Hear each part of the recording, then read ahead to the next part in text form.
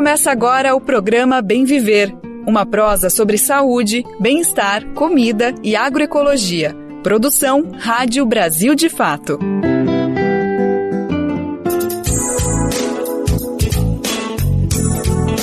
E hoje é quarta-feira, dia 22 de novembro de 2023, é mais um Bem Viver chegando, é mais um programa entrando no ar. Eu sou o Lucas Weber e tô contigo nessa boa prosa que tá começando agora, trazendo as principais notícias do Brasil e do mundo. Vamos nessa então saber quais são os destaques do programa que tá começando agora.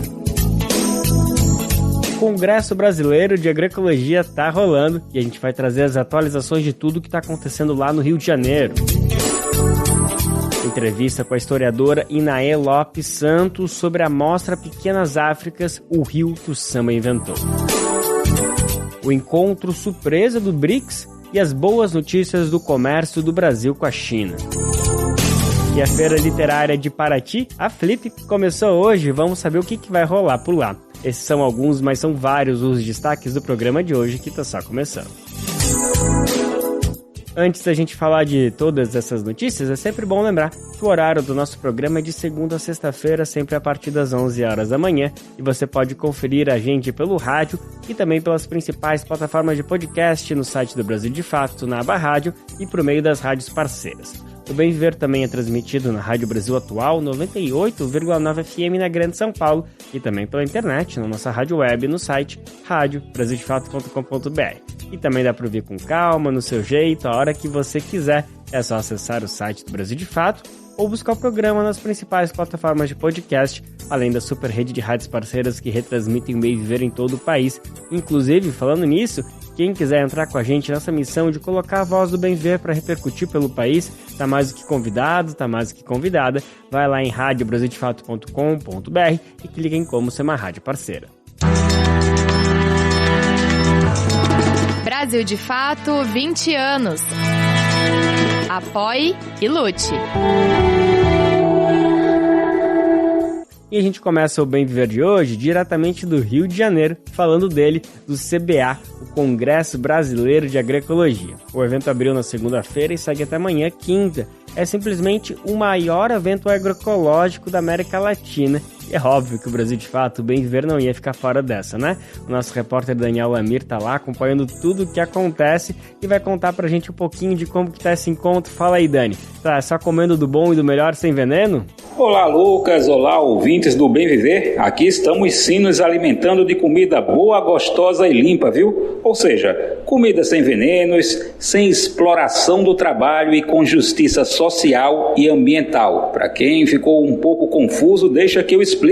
É que temos uma experiência do MST de Minas com alimentos saudáveis do MPA sendo fornecidos a cada dia para quem está aqui no Congresso.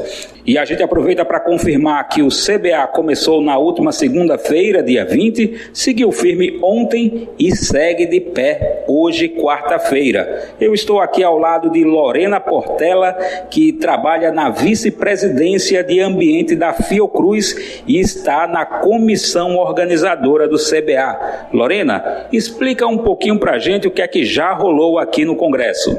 Então, na segunda-feira a gente teve um grande cortejo de abertura e uma conferência de abertura e já show, e foi um momento de chegança, as delegações chegando, os grupos reconhecendo esses territórios do CBA que acontece descentralizado, principalmente na área central do Rio de Janeiro.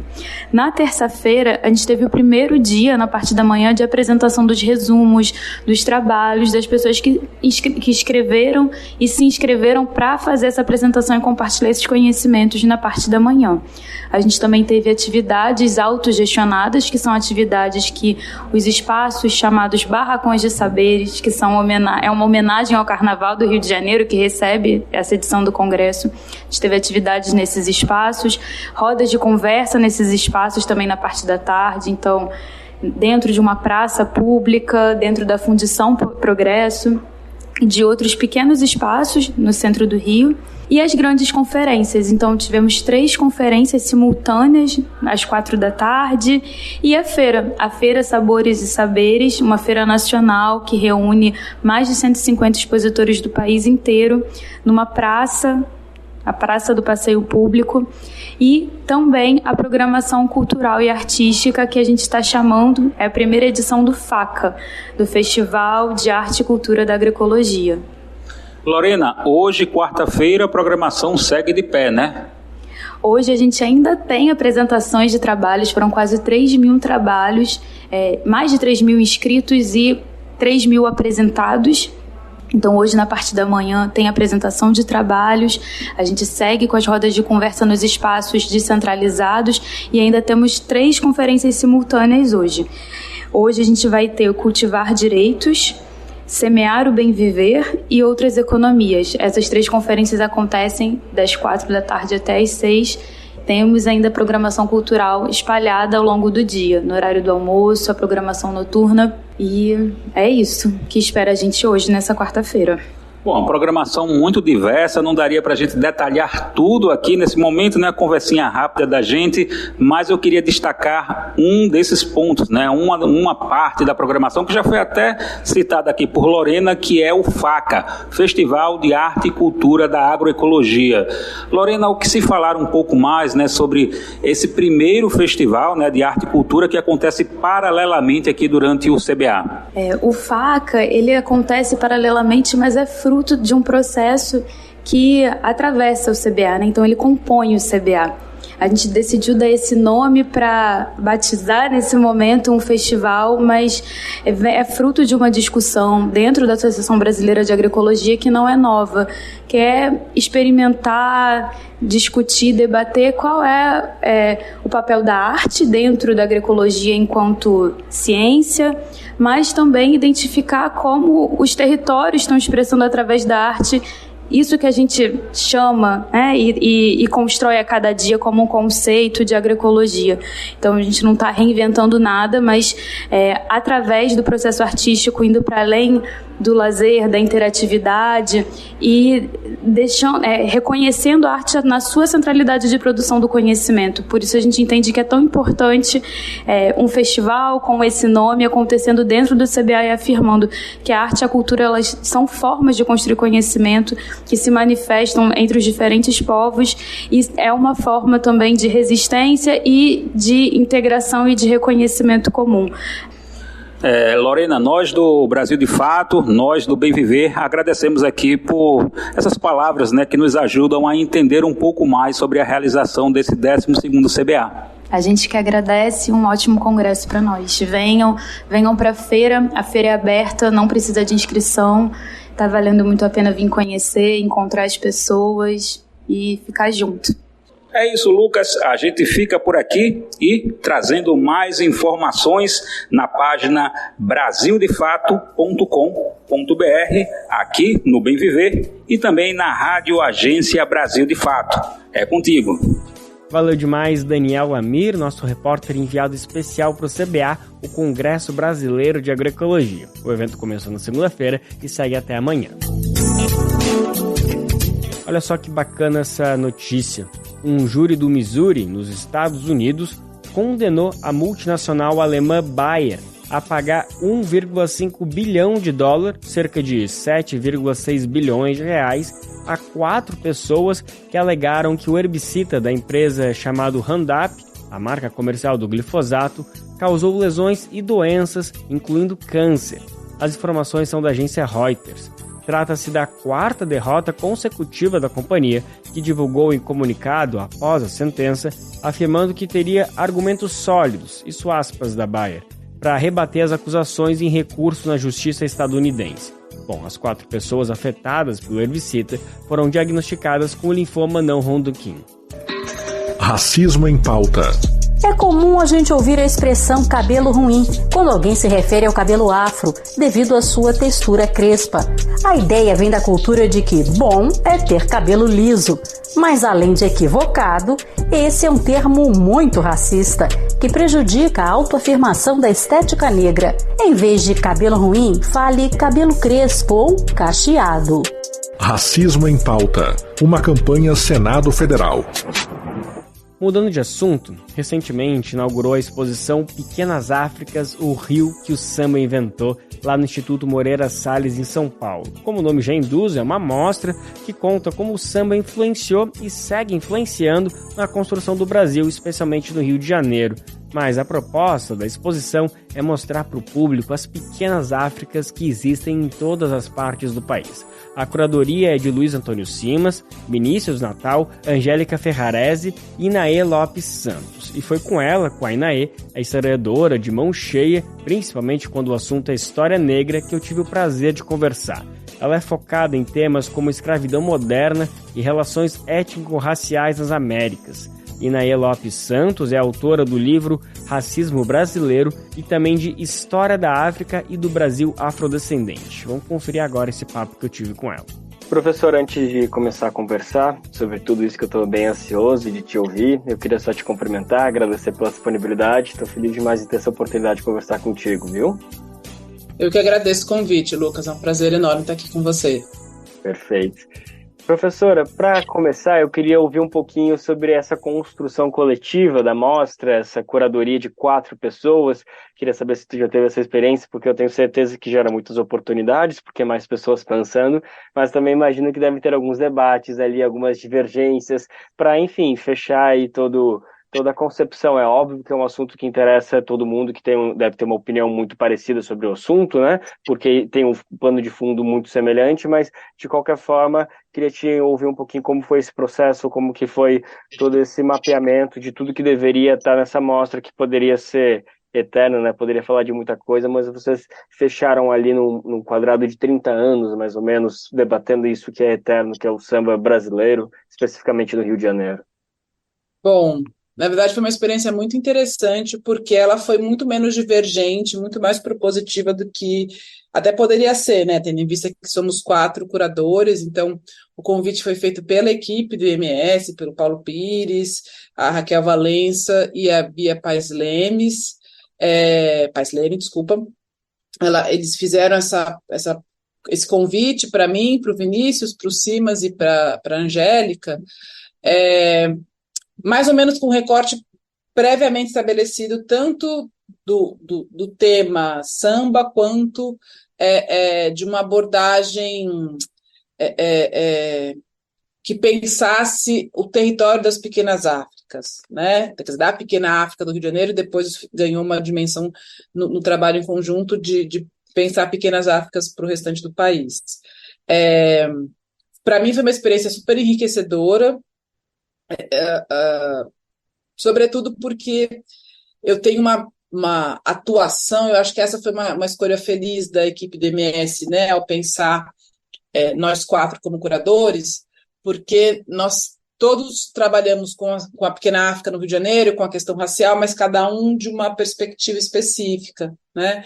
E acho que a gente conseguiu fazer um desenho que essas perspectivas elas conversassem bastante, né? Então eu trabalho muito com a história da escravidão e do racismo a partir de uma perspectiva de manutenção da ordem, primeiro da ordem escravista, né, durante boa parte do século XIX, e depois dessa ordem racista, que a gente chama de racismo estrutural. É algo que todos nós concordamos, né, todos os curadores concordamos com a existência, mas foi muito interessante, sobretudo para mim, né, estudar junto com os meus colegas e a partir das proposições deles, algo que obviamente eu sabia um pouco na teoria, mas que ao entrar em contato com eles ficou muito evidenciado também numa prática, sobretudo expográfica, né, poder ver o samba como um contradiscurso, né, sobretudo o samba deste período que nós estamos tratando, né? Então o samba como uma modernidade que não foi reconhecida dentro do mainstream, né? Então a modernidade brasileira está muito vinculada à experiência de Semana de Arte Moderna de 1922, né, em São Paulo. Então isso diz muito também de que histórias o Brasil decidiu contar como sendo a história brasileira, a história nacional. Então o modernismo é o modernismo paulista, não que ele não fosse importante, mas a gente precisa lembrar que na década de 20 a capital do país é o Rio de Janeiro, né? O que está acontecendo no Rio de Janeiro tem um peso muito significativo na história nacional e na ideia de Brasil que se quer construir, pelo menos naquele momento, né? E o samba, ele foi uma ferramenta fundamental para a construção de uma outra ideia de brasilidade que vai se configurar a partir da década de 1930 com o Estado Novo, né? Então, o que acabou sendo muito interessante foi essa convergência de perspectivas. Na verdade, o que foi mais difícil, a gente não entrou num debate enfim, né, de divergências. O que a gente conseguiu, o que para a gente foi o desafio foi justamente como é que a gente vai contar uma história que tem escalas, que vai trabalhar com escalas distintas. Então, a gente quer trabalhar com a questão da violência do sistema escravista, que marca aquele espaço, aquele território da pequena África, lembrando que, né, o Valongo acabou de ser reconhecido como o porto de maior desembarque de africanos escravizados, então a pequena África, né, ela está vinculada a essa história terrível do tráfico transatlântico de africanos escravizados, a história do Valongo, a uma sucessão de escolhas políticas feitas pelo Estado Nacional Brasileiro ao longo do século XIX. Então, assim, isso não poderia estar apartado de uma ideia que pensa a pequena África e o samba, né? Mas, ao mesmo tempo, a gente também não quer reduzir a experiência do samba a uma história de violência contra os corpos negros, não seja fundamental. Inclusive, essa é a minha parte, né? Porque é com isso que eu trabalho, sobretudo. Mas a gente não quer, a gente quer mostrar que, por mais que tenha existido um processo sistemático de desumanização, né, e de exclusão ou marginalização das pessoas negras do país em diferentes momentos, isso é uma tônica da história do Brasil em qualquer momento que a gente for tratar, o samba é uma disputa que a população negra faz de outros Brasis possíveis.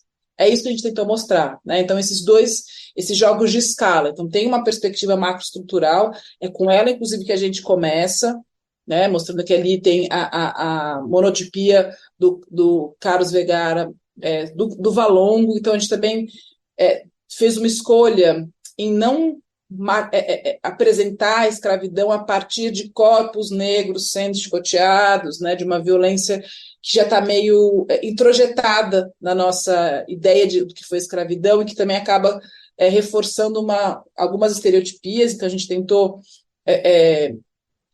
aproveitar que nós estávamos numa exposição, né, e que outros sentidos podem ser aguçados, e a ideia foi justamente, por meio da monotipia do Carlos Vergara, trazer a grandiosidade do que foi o tráfico transatlântico, né, pelo chão que é pisado, por aquela terra, né, que está naquele espaço específico, naquele território específico, e, ao mesmo tempo, por meio da leitura de jornais do período, né, do século XIX, que trouxessem não só a compra e venda de escravizados, mas a compra e venda feita naquele espaço, né, para que a gente entendesse que há um processo efetivo de coisificação dos escravizados, né? Então, assim, a gente começa com a ideia, assim, é começar com uma porrada, né? É começar sem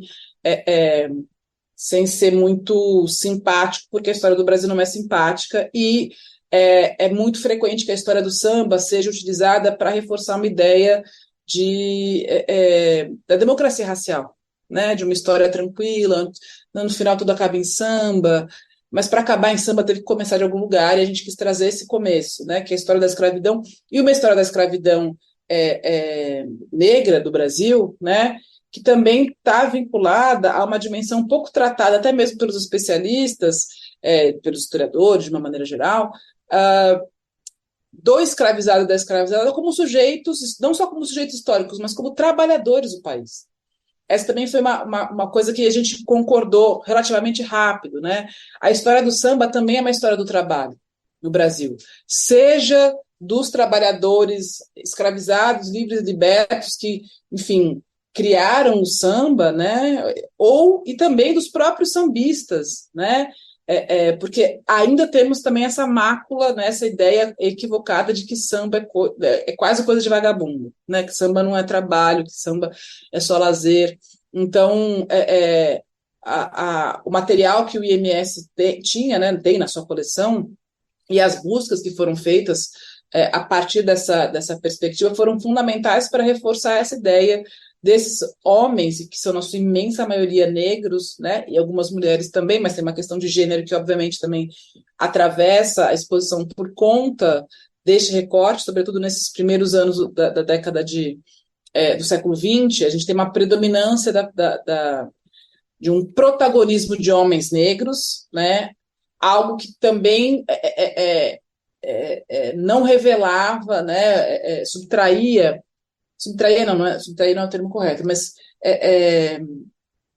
escamoteava a forte presença de mulheres, né, que a gente vai trazer também no final, e aí, sem sombra de dúvida, a participação e a curadoria propriamente dita da Angélica Ferraris foi fundamental, porque é o tema com o qual ela trabalha, são as tias do samba. Quem são essas mulheres que parecem nos bastidores do samba, mas que, na verdade, são o motor que fez aquilo ali funcionar?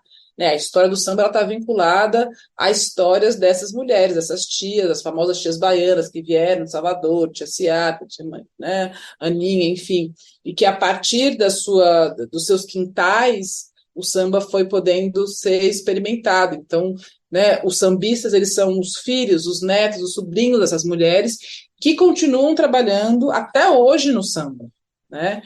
Então a gente quis, por um lado, focar o protagonismo desses homens negros, né, sobretudo nas primeiras décadas do século XX, porque esse é o momento no qual a história do Brasil faz uma aposta de colocar esses homens no lugar de não trabalhadores, né, então é uma aposta perversa, né, então reforçar isso, que esses homens eram trabalhadores, muitas vezes ganhavam a vida no samba e outras vezes não, mas isso não diminui a importância deles, né, mas, ao mesmo tempo, também trazer essa atuação forte, na verdade, essa estruturação que o samba tem na presença dessas mulheres, né, dessas matriarcas que foram e continuam sendo fundamentais para o samba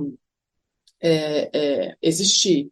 E, no meio disso tudo, trazer também, que é uma coisa que... E aí, né, a gente tem, no samba propriamente dito, né, a presença muito forte da curadoria da Angélica e do Vinícius, né, que são especialistas em história do samba, o Simas também, né, o Luiz Antônio Simas também é um dos grandes nomes nesse assunto, mas o Simas também teve uma contribuição fundamental de ajudar a gente a entender o que era a Praça 11, né, que é o berço do samba no Rio de Janeiro, e que é um território que foi completamente desconfigurado ao longo da segunda metade do século XX, né, a ponto da gente não reconhecer. Se a gente ouve uma descrição da Praça 11, e você anda pelo centro do Rio de Janeiro, que é a cidade nova, né, você dificilmente vai reconhecer esse espaço. Isso faz parte de um projeto de embranquecimento, de retirada dessas pessoas, né, que estavam desde meados do século XIX vivendo e habitando essa pequena África. Então é uma desafricanização que acontece desse território. Então o Simas foi fundamental em ajudar a gente a recuperar esse espaço no passado, né, que é onde acontece, né, o maior espetáculo da Terra. O maior espetáculo da Terra acontece na Praça 11 até hoje, no Sambódromo, que é do lado, né, que era a Praça 11. Inclusive, quem vai de metrô para o Sambódromo desce no metrô da Praça 11 para poder chegar lá com mais tranquilidade. Então, foi muito interessante, assim, né? A gente teve alguns percalços, mas teve muito mais a ver, primeiro, com o fato de a gente ter começado a pensar essa exposição no meio da pandemia, né? E depois para a negociação de obras. Então, a gente, enfim, algumas obras que a gente queria muito que estivessem, não teve tempo hábil para que a autorização saísse, mas foi muito curioso que a gente não teve nenhum embate, assim, era uma coisa de construção muito bacana, que a gente, ia falando, não, mas é isso mesmo. Então, na verdade, teve uma questão que também, eu acho que ela se evidencia na exposição. Em tese, era para ser uma exposição um pouco mais enxuta, né? Mas como a gente foi agregando e entendendo que as nossas perspectivas, elas não eram divergentes, elas eram convergentes, e elas complexificavam essa ideia meio estigmatizada do que é pequena África, do que é o samba do Rio de Janeiro, enfim, acabou reverberando para uma exposição significativamente grande, né, que tem na verdade são 3 andares do Instituto Moreira Salles que estão com a exposição. Maravilha, professor. Acho que você acabou conseguindo tocar em todos os pontos que eu ia trazer de questões agora, mas me deu só mais vontade de perguntar cada uma delas. Vou tentar aqui trazer essas questões aí para a gente ir discutindo com um pouquinho mais de lupa, com um pouquinho mais de calma. Mas duas questões que você pontuou e eu queria te trazer agora, que é sobre a criminalização ou marginalização do samba, e também você comentou um pouquinho, não nesse termo, mas mencionou a respeito do embranquecimento do samba. Essas duas questões, tanto o embranquecimento como a marginalização, são duas questões que até hoje vocês, nesses debates, perceberam que era pertinente pontuar, explicar, trazer até de uma maneira didática, pedagógica para as pessoas de como que a gente tem que olhar para essas duas questões?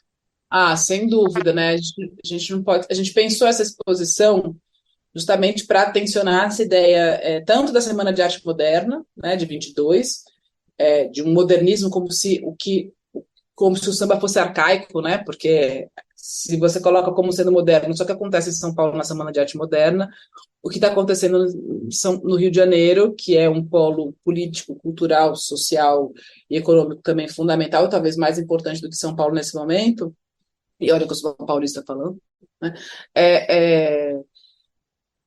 Você tensiona muito essa ideia e, consequentemente, a gente tensiona também a própria ideia de brasilidade, porque 2022 foi o ano do centenário da Semana de Arte Moderna e dos 200 anos de um Brasil soberano, né, que tem o samba como um elemento, um vetor de compreensão do Brasil. Gente, assim, o Brasil é o país do samba, do carnaval e do futebol. A gente ainda é este país, ou se reconhece muito neste lugar, nessa tríade, né?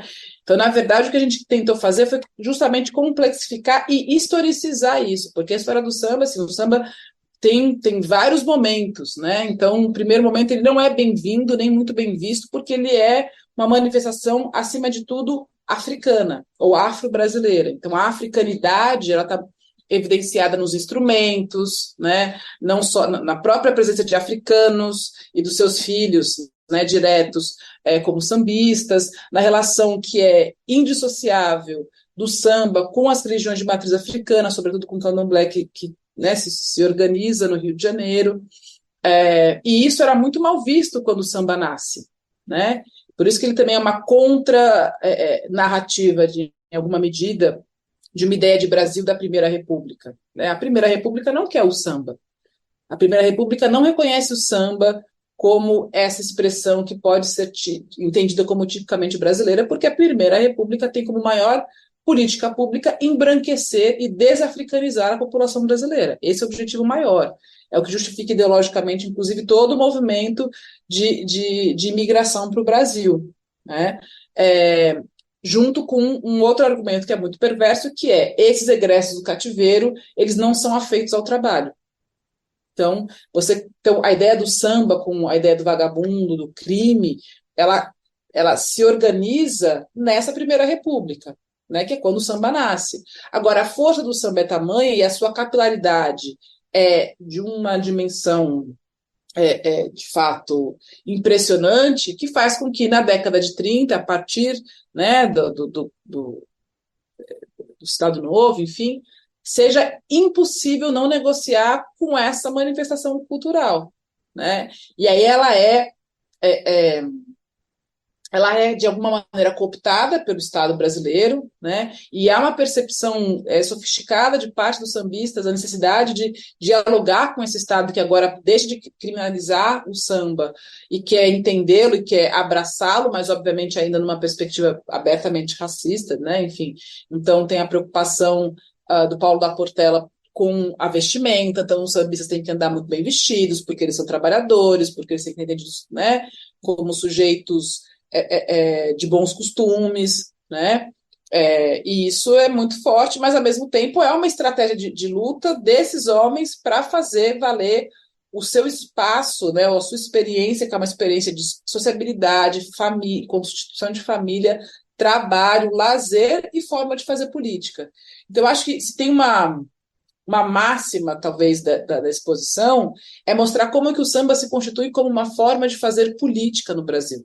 Não a política de do alto extrato, embora, né, eu acho que e para mim, assim, o samba é talvez a experiência brasileira que mais tensiona a nossa ideia de política, porque a gente fica achando que política é aquilo que se faz, né, no parlamento, no Congresso, e não, que não seja, obviamente que é, mas existe uma política, digamos, do cotidiano, né, e o samba é uma manifestação, talvez, privilegiada para entender esse tensionamento, e a gente tentou mostrar isso dentro de uma articulação mais ampla, no sentido de a gente teve essa preocupação, né, de estar sempre conectando o local com o nacional, porque é isso, a gente também não está falando, a gente tem que tomar muito cuidado, porque por mais que o samba tenha essa dimensão nacional, de ser entendido hoje como um ritmo nacional, ele é um ritmo que está muito vinculado a experiências específicas no território específico, que é a pequena África do Rio de Janeiro.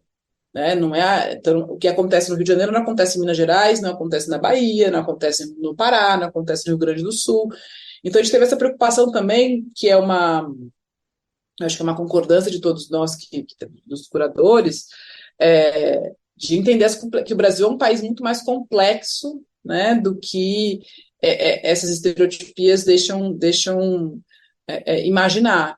Né? Então a gente teve essa preocupação mesmo de mostrar essa dimensão quase num primeiro momento de contracultura, né, do que foi o samba, para entender que a sua aceitação ela é fruto antes de mais nada, da ação dos próprios sambistas, né, desse universo do samba, desse universo de homens e mulheres negros que estão entendendo o tempo todo que eles não são necessariamente bem-vindos para uma ideia de Brasil que está sendo construída, então que por isso eles vão ter que criar outras artimanhas, outros subterfúgios para poder existir, né, da melhor forma possível. Ótimo, ótimo. Vou aproveitar essa tua última fala para justamente puxar a última pergunta que eu planejei aqui, professora, que é justamente o samba como uma ferramenta anticolonialista.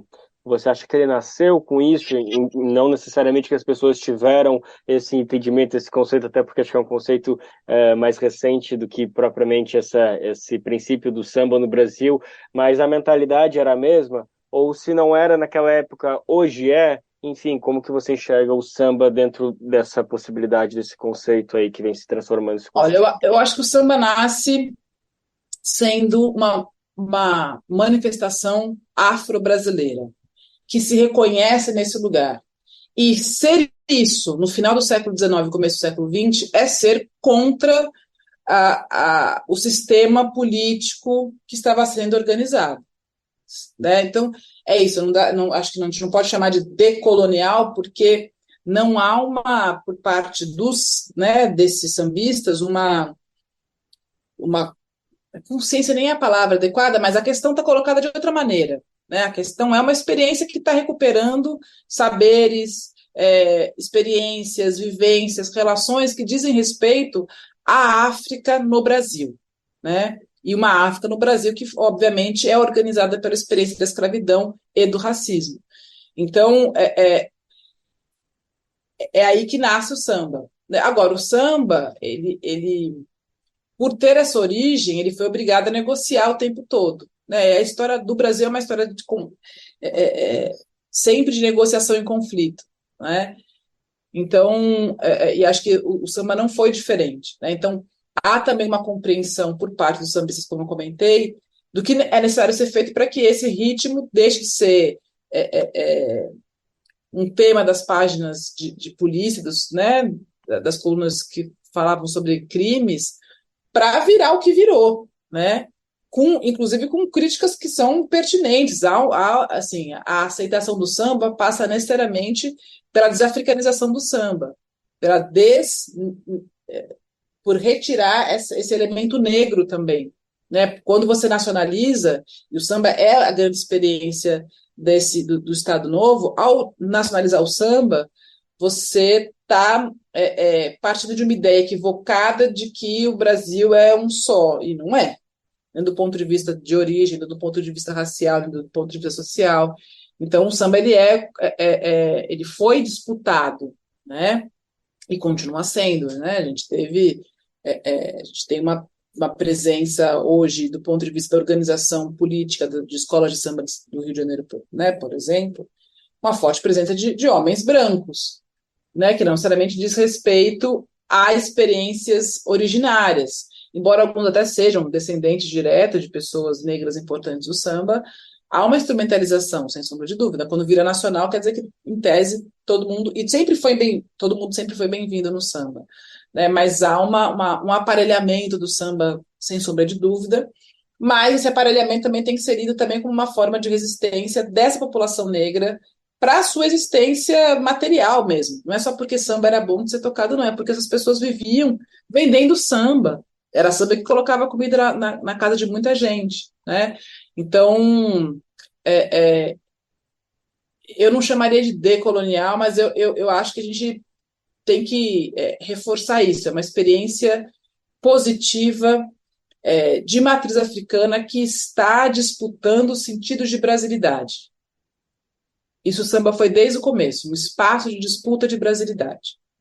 Né? Mas com essa matriz, né? E com essa forte, ele nasce de pessoas negras, ele nasce na pequena África, né? Num território que era habitado por africanos já egressos do cativeiro, libertos e livres, enfim, que estão ali recriando novos sentidos. A gente não pode também, né, perder isso de vista, como o carnaval também se associa diretamente ao samba, e como há uma experiência também de trabalhadores sindicalizados nessa região. Então, nos primeiros sindicatos do Brasil surge justamente na pequena África, por estivadores, né, no comecinho do século XX, que são homens que estão vinculados ao samba, que vão criar cordões carnavalescos. Então, assim, o que a gente entende como essa cultura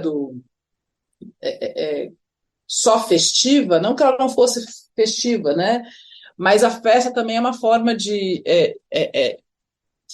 fazer política, né? E o samba, em grande medida, mostra isso. Agora, claro, né, não necessariamente sempre como a gente quer, né? Eu, por exemplo, o Temas Horas que eu queria mais embate, não, tem uns momentos que é preciso ceder, que é preciso entender que o samba ganha uma dimensão. Para ser nacional, ele vai ter que dialogar com outros sujeitos, com outros estratos sociais, com outras pertenças raciais, mas a forte presença negra, e acho que isso também é uma coisa que a exposição mostra, né, do começo ao fim, é um protagonismo negro nessa, eu não sei se eu gosto muito dessa expressão, mas na cozinha do samba, né, então assim, quem está sustentando isso aí, que a gente chama de samba, são as pessoas negras do país, sem sombra de dúvida, isso sem sombra de dúvida.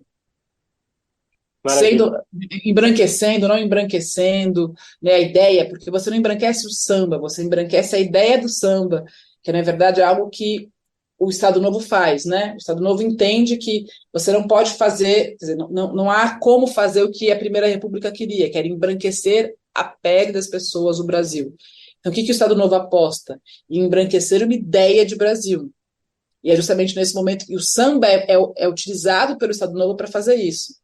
Né? Então, ele é bem recebido, isso responde a uma série de demandas de movimentos negros daquele período, mas, ao mesmo tempo, ele é instrumentalizado. Mas, por outro lado, essa instrumentalização também dá uma outra dimensão para o samba, que também é instrumentalizada pela população negra que continua nas escolas de samba, fazendo samba, enfim. Agora, claro que a gente tem várias críticas, né? Enfim, a gente conhece hoje, por exemplo, mulheres. A gente conhece mais mulheres brancas no samba do que as mulheres negras no samba, né? A grande mídia. Isso é um problema, porque isso reduz a experiência do samba e mais do que isso. Isso é negligenciar esse protagonismo das mulheres negras desde a história até a execução efetiva, né? A composição dos maiores sambas do país, aquele samba que todo mundo fecha o olho e canta quando toca, né? Muitos deles foram compostos por mulheres negras e a gente não está nem sabendo disso. Então, isso também, a gente, né, tentou mostrar isso na exposição. Perfeito, professora. Mais 10 questões me surgiram aqui que eu gostaria de trazer contigo. Infelizmente, nosso tempo não vai permitir, mas eu acho que a gente cumpriu o nosso papel de convencer as pessoas de conhecer essa exposição e, mais do que isso, mesmo que a pessoa não esteja em São Paulo, no Rio de Janeiro, para ir visitar, que ela vá conhecer essas pequenas Áfricas que habitam e conhecer essas particularidades aí que a exposição não tenta generalizar, mas, enfim, tenta chegar às pessoas a provocar a ter contato com essa cultura. Então, obrigado. Exatamente. Eu acho que essa é uma das coisas bacanas da exposição, é esse convite para pensar as pequenas Áfricas que o Brasil tem, e são muitas, né? O samba carioca é uma delas. É isso. Então, obrigado mais uma vez pela disponibilidade, viu? De nada. A gente acabou de conferir a conversa que eu tive com a professora Inaê Lopes Santos. Ela é historiadora focada em temas como escravidão moderna e relações étnico-raciais nas Américas. Inaê Lopes Santos é autora dos livros Racismo Brasileiro e História da África e do Brasil Afrodescendente. Na entrevista, a historiadora citou o Cais do Valongo, que fica na área conhecida como Pequena África, no centro da cidade do Rio. O espaço ganhou recentemente sinalizações educativas, painéis expositivos e todo o local está cercado por um guarda-corpo novinho. Essa obra vai ser entregue e finalizada amanhã, quinta-feira, em uma cerimônia com as presenças das ministras da Cultura, Margarete Menezes, e da Igualdade Racial, Aniele Franco, além do ministro dos Direitos Humanos e Cidadania, Silvio Almeida. Essa foi a primeira etapa da revitalização do sítio arqueológico, reconhecido pela Unesco desde 2017 como Patrimônio Mundial, que durante os séculos XVIII e XIX foi o principal porto de desembarque de africanos escravizados nas Américas. As obras vão continuar nos próximos 3 anos. A região vai se transformar em um distrito cultural da Pequena África e as instituições culturais que ficam no entorno vão receber ações de fortalecimento, inclusive com geração de emprego e renda. Vamos falar agora de políticas públicas para garantia de direitos à população quilombola. Tem uma notícia absurdamente triste e preocupante que a gente falou essa semana e também está circulando bastante por todos os noticiários, que é a respeito do número de assassinato de lideranças quilombolas. O número de pessoas que foram mortas no país quase dobrou na média anual, no período entre 2018 e 2022, isso quando comparado com os anos de 2008 a 2017. Foram 32 mortes no país nos últimos 4 anos, o que representa uma média de 6,4 casos por ano. Frente a isso, o presidente da Fundação Palmares, João Jorge, falou sobre a criação de um cinturão para a segurança de quilombolas. Vamos ouvir mais a declaração do presidente. A criação de um cinturão de segurança para proteger quilombolas ameaçados de morte foi proposta pelo presidente da Fundação Palmares, João Jorge Rodrigues. Segundo ele, a solicitação foi encaminhada ao INCRA e aos Ministérios dos Direitos Humanos e da Justiça e Segurança Pública. Polícia Civil, Polícia Militar e Polícia Federal devem fazer um cinturão em volta dos quilombos. Como assim? Cada quilombo que tem pessoas ameaçadas, são 10 no momento no país, precisa de uma proteção full time, todo o tempo. Não é possível mais nenhum brasileiro morrer porque está lutando por terras ancestrais, terras que nós estamos há 200 anos, há 300 anos, há 100 anos. O presidente participou nesse domingo, em Maceió, da abertura do Novembro Negro, em comemoração ao 20 de novembro, Dia da Consciência Negra. João Jorge defendeu o reforço do INCRA para avançar com a regularização e integração de quilombos. Ele apontou essas comunidades como estratégicas para a preservação ambiental. É a cidade e o campo. Os quilombolas representam o campo, bem cuidado, preservado, com dificuldade de acesso. Eu vi isso, por exemplo, em Calunga, em Goiás, que tem uma estrada horrível, simplesmente horrível. Aí não permite escola, não permite pessoas doentes serem acudidas e não permite também escoamento de produtos. O presidente da Palmares anunciou ainda que vai pedir à Unesco o tombamento da Serra da Barriga, onde ficava o Quilombo dos Palmares, liderado por Zumbi e Dandara. Atualmente, a área é patrimônio cultural do Mercosul. O antropólogo Ordep Serra defendeu a devolução de itens do patrimônio de comunidades negras, por exemplo, de terreiros, que foram tomados em ações do Estado brasileiro. É um material de uma beleza muito grande, estética, simbólica. Tem importância. Ali dentro está a memória do povo brasileiro, a memória do povo negro do Brasil. Não se pode simplesmente admitir que essa memória seja saqueada. Isso é estúpido. O Novembro Negro, evento em homenagem ao legado de Zumbi e à luta do povo negro, acontece até esta segunda-feira. Da Rádio Nacional em Maceió, Gabriel Brum. A gente segue com o repórter Gabriel Brum para trazer outra notícia que tem muito a ver. A internet também tem sido utilizada como uma ferramenta para avançar em discussões.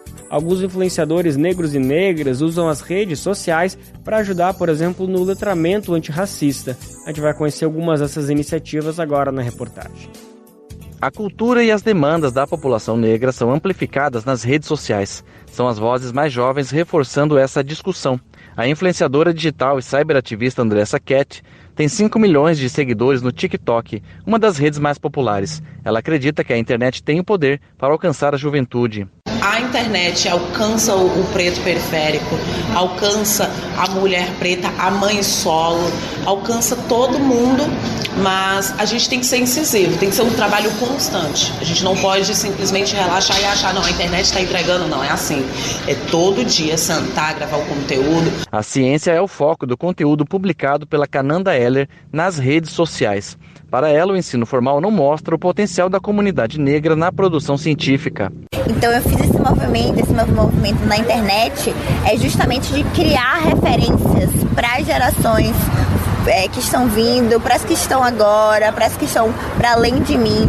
Porque não deram essa possibilidade de a gente sonhar, né, em estar na ciência, na tecnologia. Então, eu falo sobre cientistas negros, eu falo como que a gente pode usar a ciência e a tecnologia a favor da comunidade negra. Então, elas participaram neste domingo em Maceió de seminários no primeiro dia do Novembro Negro, evento que comemora o Dia da Consciência Negra. A programação continua nesta segunda-feira com a subida da Serra da Barriga, onde ficava o Quilombo dos Palmares. Da Rádio Nacional em Maceió, Gabriel Brum.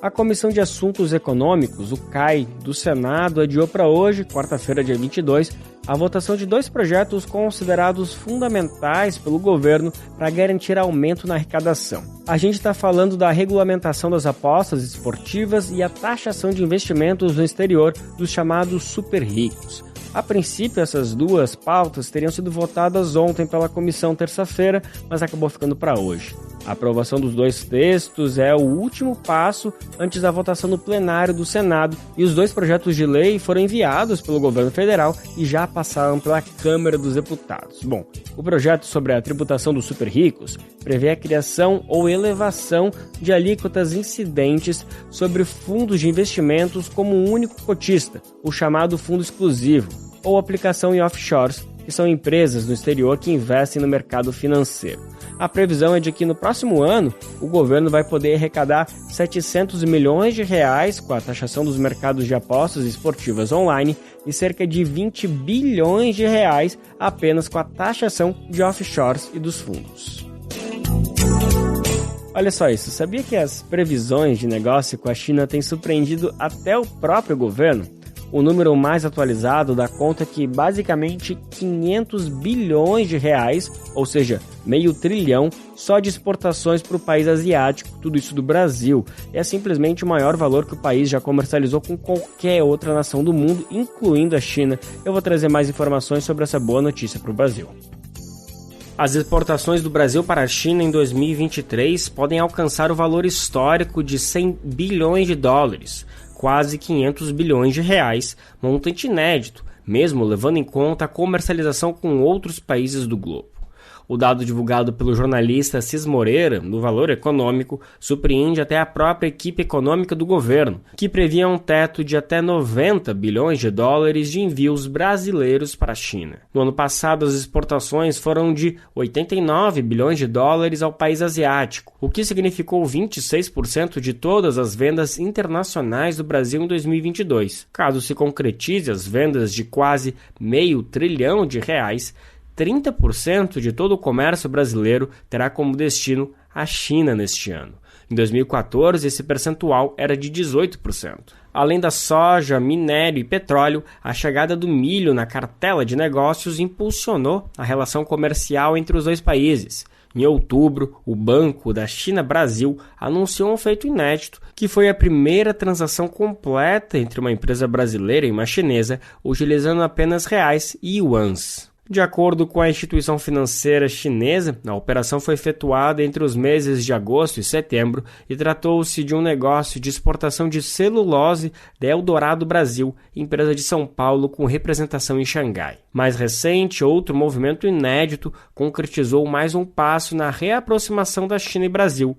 o país asiático enviou uma leva de máquinas agrícolas.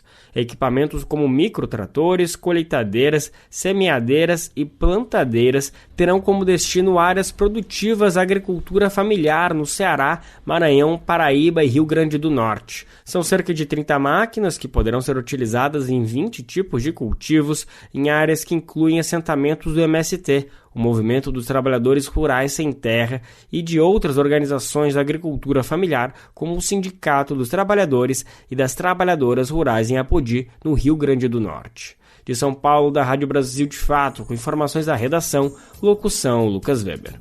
Ainda sobre a China, olha só, ontem teve uma reunião surpresa do BRICS, o bloco econômico que reúne Brasil, Rússia, Índia, China, África do Sul e a partir do ano que vem também Arábia Saudita, Argentina, Egito, Etiópia, Emirados Árabes Unidos e Irã. O encontro virtual aconteceu em decorrência do conflito que atinge a Palestina. A gente vai saber mais detalhes de por que essa reunião foi convocada às pressas e qual foi a participação do Brasil. Um encontro extraordinário do BRICS para tratar do conflito na faixa de Gaza. Convocada pelo presidente da África do Sul, Cyril Ramaphosa, a reunião ocorreu de forma virtual entre os membros nesta terça-feira. No discurso inicial, o presidente Luiz Inácio Lula da Silva classificou como catástrofe humanitária a situação enfrentada pelos palestinos em Gaza. Estamos diante de uma catástrofe humanitária. Os inocentes pagam o preço pela insanidade da guerra, sobretudo mulheres, crianças e idosos. O elevado número de mortos, sendo mais de 5 mil crianças, nos causa grande consternação. Como bem disse o secretário-geral da ONU, Gaza está se tornando um cemitério de crianças. Lula mencionou que desde o início do conflito condenou os atos do Hamas e defendeu a libertação imediata e incondicional de todos os reféns do grupo. Também manifestou preocupação com uma possível extensão da guerra aos países vizinhos. O presidente brasileiro também pediu ajuda dos demais membros para lutar pela criação do Estado da Palestina. Não podemos esquecer que a guerra atual também decorre de décadas de frustração e injustiça representada pela ausência de um lar seguro para o povo palestino. É fundamental acompanhar com atenção a situação na Cisjordânia, onde os assentamentos ilegais israelenses continuam a ameaçar a viabilidade de um Estado palestino. O reconhecimento de um Estado palestino viável, vivendo lado a lado com Israel, com fronteiras seguras e mutuamente reconhecidas, é a única solução possível. Lula ainda lembrou da proposta de resolução apresentada pelo Brasil no Conselho de Segurança da ONU, quando o país ainda presidia o comitê. Ele lamentou o veto dos Estados Unidos e voltou a questionar a credibilidade das Nações Unidas. O Brasil não poupou esforço em favor do tratamento da emergência humanitária e de uma solução duradoura para o conflito. Propusemos uma resolução que contou com o apoio da maioria dos membros, mas que infelizmente foi objeto de veto de um dos membros permanentes. A paralisia do Conselho é mais uma demonstração da urgência da sua reforma. Só em 15 de novembro último, o Conselho de Segurança finalmente aprovou uma resolução à proteção das crianças. O desafio é fazer com que a trégua humanitária determinada pela resolução seja implementada imediatamente. Participaram do encontro os 5 membros do BRICS, Brasil, Rússia, Índia, China e África do Sul, e os membros convidados que passarão a integrar o bloco a partir de 2024. Arábia Saudita, Argentina, Egito, Etiópia, Emirados Árabes Unidos e Irã. Ao encerrar o discurso, o presidente Lula agradeceu ao presidente do Egito, Abdel al-Sisi, pelo apoio à repatriação de 32 brasileiros e familiares trazidos da faixa de Gaza. Da Rádio Nacional em Brasília, Sayonara Moreno. Ainda sobre notícias internacionais, o governo brasileiro vai negociar com as autoridades do Oriente Médio, principalmente Israel e Egito, a repatriação de outras 86 pessoas que estão na Palestina. Segundo Itamaraty, a lista é de brasileiros e familiares que residem em Gaza e não estão na condição de turistas. Por isso, as negociações não têm prazo para acabar, já que muitos estrangeiros em Gaza ainda aguardam serem retirados de lá. Além disso, o Ministério das Relações Exteriores do Brasil alertou que o número de 86 pessoas pode ser alterado a qualquer momento, já que muitos podem desistir e outros podem se interessar em ser repatriados. Um dos nomes esperados na lista é o da mãe do brasileiro Hassan Rabi. que foi recebido pelo presidente Lula no último dia 13, quando pousou na base aérea de Brasília. Na ocasião, Lula manifestou interesse em trazer a mãe do brasileiro, que é palestina. No entanto, Itamaraty já informou que não vai divulgar nomes de possíveis resgatados por questões de privacidade e também de segurança. E para encerrar o programa de hoje, vamos falar da Flip, a Feira Literária de Paraty, que começa hoje. É a 21ª edição do evento, 21 anos, é muita coisa, muita história já consolidada para falar de literatura, de cultura no Brasil.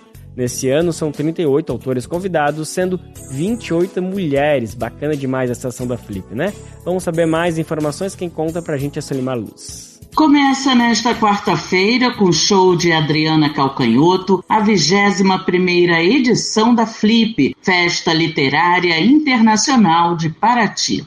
Ao todo, são 38 autores convidados, sendo 28 mulheres. Entre os nomes internacionais estão a equatoriana Mônica Alreda e a espanhola Alana Portero. Entre os brasileiros, Socorro Acioli e Itamar Vieira Júnior. A professora Milena Brito, que divide a curadoria desta edição com a escritora Fernanda Bastos, destaca a pluralidade da edição deste ano e a potência da obra de Patrícia Galvão, a Pagu, a grande homenageada da Flip 2023. Poucas vezes a gente olha para aquilo que está escondido, para aquelas flores que estão crescendo ali à margem. E acho que Pagu é uma dessas, porque embora ela inspire muito, ela traga muita força, ela produziu obra muito complexa. E essa obra é muito pouco articulada, infelizmente. Então a gente acaba celebrando a figura e deixando de observar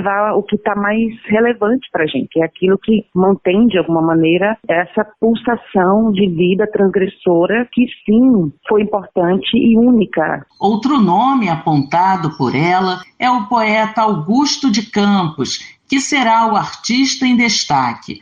Milena ressalta que esta edição está mais diversa e inclusiva. Além das mesas de debate, a Flip contará com uma programação voltada para o público em geral.